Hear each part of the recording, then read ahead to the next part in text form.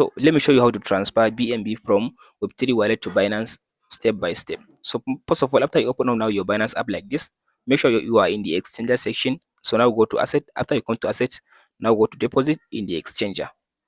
So from this option, now go ahead and search for BNB in this option, or you can be able to see the BNB like this and select the BNB.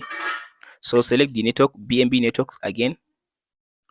So now tap on this copy address to copy the address. After you copy the address of the Binance BNB network, now tap on this back again. So now under the assets, tap on this wallet. So after you come to this wallet section, now go to this asset again. So under your asset like this, now go ahead and select BNB again.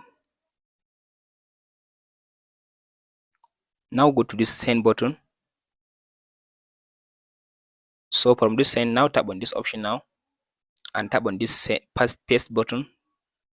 So after you paste in the address like this, tap on this done button and then go to continue.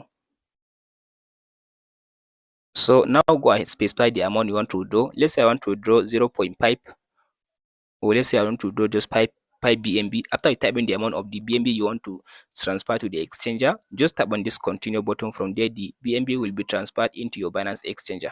And that's it, guys.